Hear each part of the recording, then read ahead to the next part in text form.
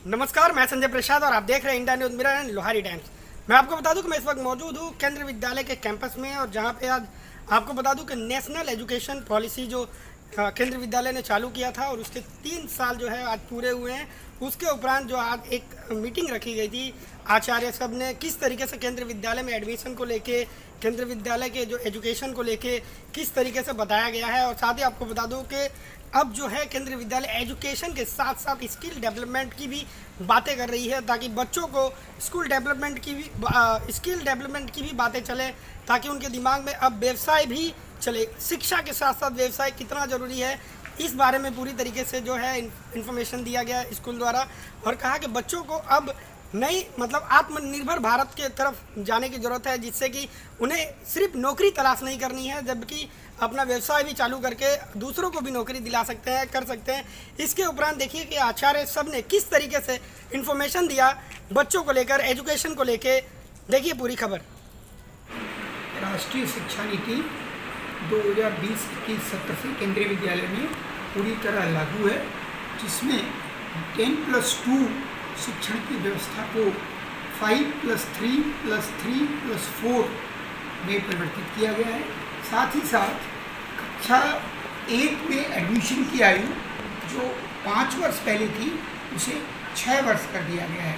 राष्ट्रीय शिक्षा नीति में व्यावसायिक शिक्षा पर और जॉयफुल लर्निंग, खेल में शिक्षा पर विशेष बल दिया गया है।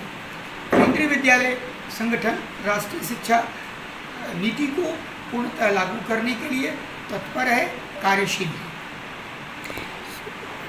केंद्रीय विद्यालय में जो बच्चे हैं वो किस तरीके से एडमिशन उन्हें मिलता है, किस तरीके से ऑनलाइन होता है या फिर केंद्रीय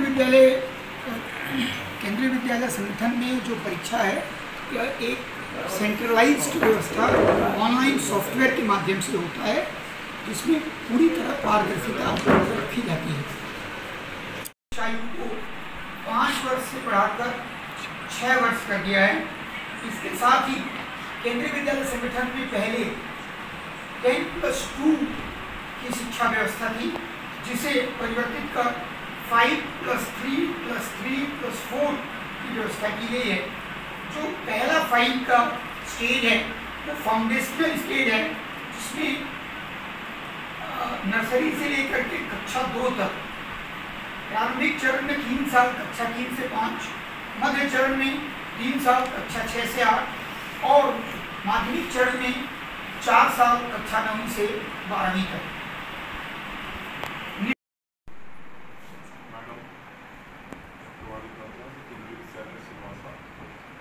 राष्ट्रीय शिक्षा नीति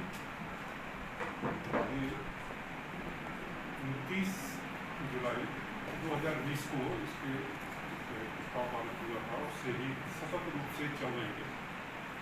और इसको क्रियान्वित करने के लिए नवोदय विद्यालय और जो केंद्रीय विद्यालय में ये शुरू से ही इसके कुछ प्रैक्टिकल्स वर्क चल ही रहे। उसी समय से शिक्षा क्या है, एक निरंतर सीखने की प्रक्रिया है।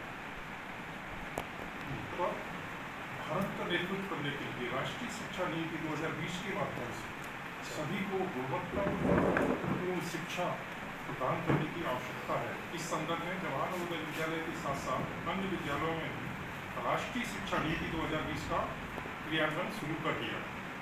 देश के संसाधनों का भरपूर उपयोग करके आज का प्रतिभाशाली छात्र भविष्य में अपना नाम जरूर करेगा। इस योजना की मुख्य विशेषताएं व्यावसायिक शिक्षा, भारतीय कला और संस्कृति, ऑनलाइन डिजिटल शिक्षा को बढ़ावा देकर तार्किक स्तर पर शिक्षा प्रदान कर समस्याओं का समाधान करने पर भी बल दे रहा है। बच्चों के कलात्मक गुणों एवं रचनात्मकता को उभार कर उनके समग्र विकास का अवसर दिया जा रहा है, ताकि उनकी प्रतिभा में निखार आ सके। राष्ट्रीय शिक्षा नीति 2020 21वीं सदी की पहली शिक्षा नीति है, जिसका उद्देश्य बढ़ती विकासात्मक आवश्यकताओं को संबोधित करना है। इसमें सामाजिक, नैतिक, भावनात्मक क्षमताएं शामिल हैं। नई शिक्षा नीति शिक्षा के साथ साथ भारतीय संस्कृति का भी संरक्षण करती है। Welcome to all the members, the guests present here. you have heard Sir telling you, just briefing about NEP and what KVS, what is the contribution of KVS, Kendriya Vidyalaya Sangathan. Now it is my turn. I am going to just brief you about the initiatives, that the small steps that has been taken by Kendriya Vidyalaya Silvassa. It is said that a small step by man and a big step by mankind. In this huge, you can say, fathomless assembly of congregation of human lives, human souls, we Kendriya Vidyalaya Silvassa is just a small, a diminutive figure, but I think that, and I am very sure that the steps taken by our school, our Vidyalaya, will of course be a step towards